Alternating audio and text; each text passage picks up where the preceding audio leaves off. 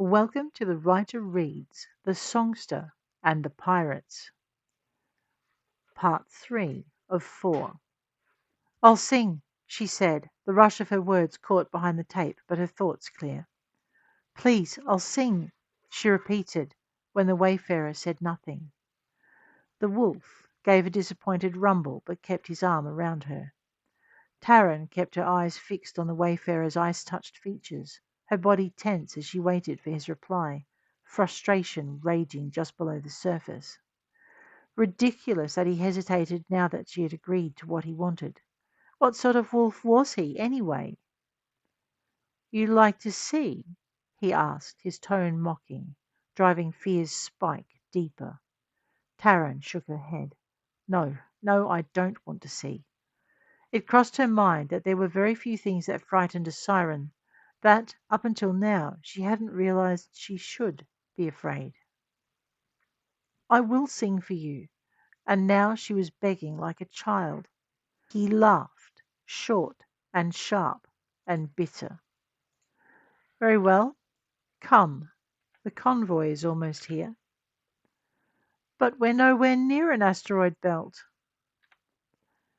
"We didn't pull you out of the suitcase until we had arrived." Taran stopped. "They had what?"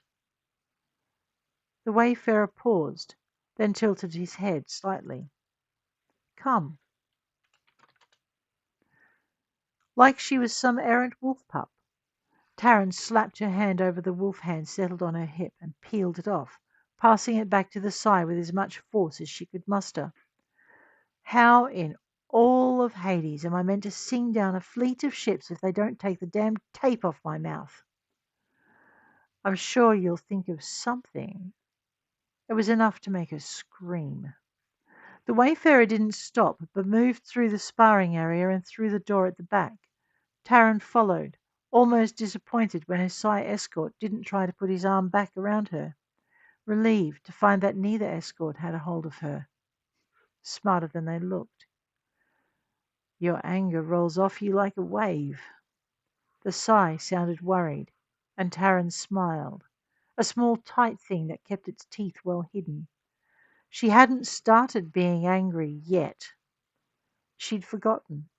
More of Garth's words returned unbidden. "The only place for that beast is on the battlefield, not even all of those. You keep that thing caged, save for the darkest of times." "And is it dark enough yet?" The wayfarer sounded curious, but not alarmed. Taran was glad her smile was hidden by the tape, gladder that she didn't have to lie. "No." "What beast?"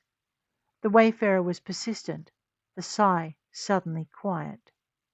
Taran followed him through the door, stifling a gasp before as she crossed the threshold and saw what lay beyond.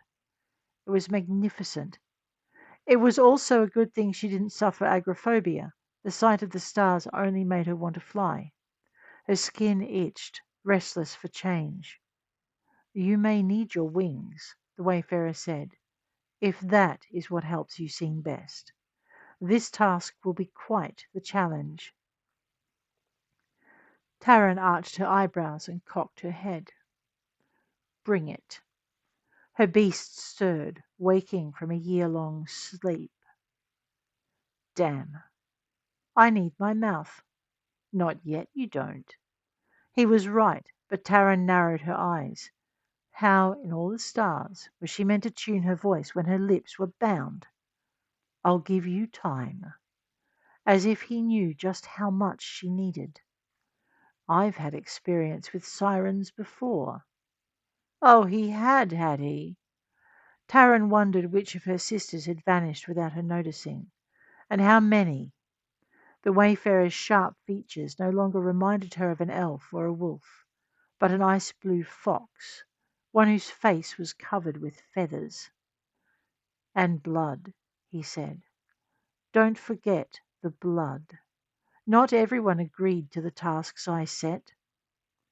The image in Taran's head adjusted to include the blood, and she felt the pallor return to her face, like a layer of ice covering her skin. Pushing it aside, she stared through the viewing screen, past the asteroids at the edge of the belt, and out to the incoming ships. "What makes you think I have to sing them in?" she thought to him. "They look like they were bound here anyway." They will swing past the belt and then rise to the next world where they are constructing orbitals.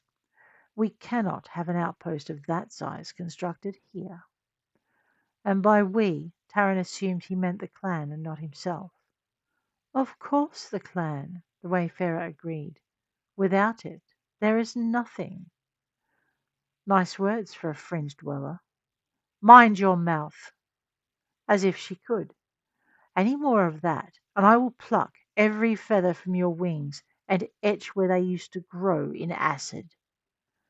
Taran shuddered, grabbing hold of her mind before it could bolt into the distant recesses of her head. She would need it if she was to sing. She forced her attention to the screen, watching the ships come closer. "I take it you have some way to project my voice out to where they can hear it." "My technicians hacked their comms network some time ago, and they've maintained quiet access since. Your voice will reach them. Are you ready?" Taran rolled her eyes. Well, she might be ready if someone took the tape away. "I've heard some songsters don't need their mouth in order to sing." "That is a myth. Weird how many believe it. You know what they say about smoke and fire? Also about vented atmospheres and holed ships." That last bit was a clear dig at Garth's demise, and Taran's beast unsheathed its claws. It wanted out. It wanted to shred and tear and pulverize, to ride the red wave of her outrage. The Banshees were right to fear the Berserk and the Valkyrie, but not for the reasons everyone thought. The Banshees did not truly fear those creatures. They feared what rode with them. Sirens and harpies were barely recorded, and variants existed the universe over. The wolves had taken to calling them songsters, regardless of their origin, and every world had its myths.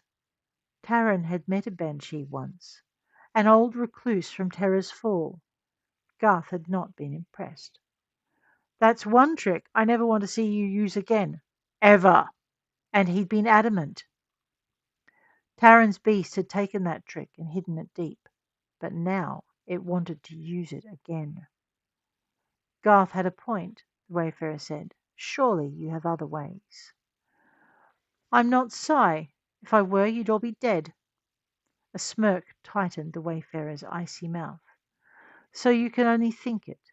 You can't actually do it." "Not without my voice. Although—" "Although what?" "Have your techs managed to hack the security feeds used by this military?" "Some. Why?" "Can they get me a visual of the control center of each ship?" "They can." Although Taran wasn't sure if that was a promise or a threat. Around the room, behind the bank of consoles set in its furthest recesses, came the urgent clatter of keys. Taran waited. Without lyrics, controlling the minds of those crewing each target was going to be difficult. If he removed the tape, she could project her voice, but then she'd also be able to affect every mind in hearing. It was understandable that he wouldn't want that. Why hadn't he prepared a soundproof booth for her to sing from?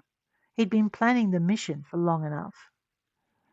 What sort of idiot captures a siren to use as a weapon and then refuses to actually let her sing? "Make her change." The wayfarer's order cracked out across the room, and the wolves on either side of her jumped. Taran stood still as they grabbed hold of her. "You're going to lose your chance," she thought, staring steadfastly out at the ships.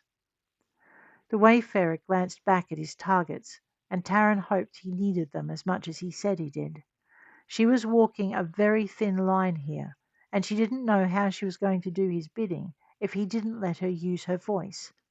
It was all she had with which to project the song, and that was the key. If she'd been Psy, she could have projected her song directly into the minds of the crew that mattered, as long as the wayfarer's crew could provide her with visuals. But she wasn't.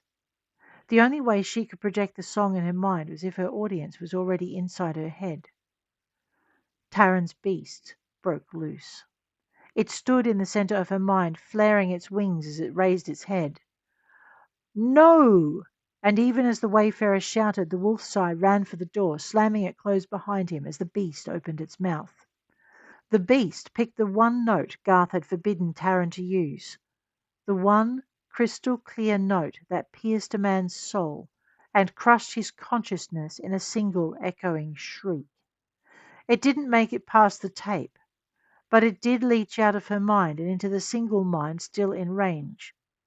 In front of the view screen, the wayfarer dropped, and Taran remembered that taping her mouth did not stop her voice. Even as the wolves stared at their fallen leader, she began to hum, shifting the music into the throat music she'd heard once from an old Earth Mongol. No one had thought to block her nose as well as her mouth. She hummed a song of terror, mingling her own tune with the beast's ululating song, thinking of the notes that shed slivers of terror down a spine and caused fur to stand on end.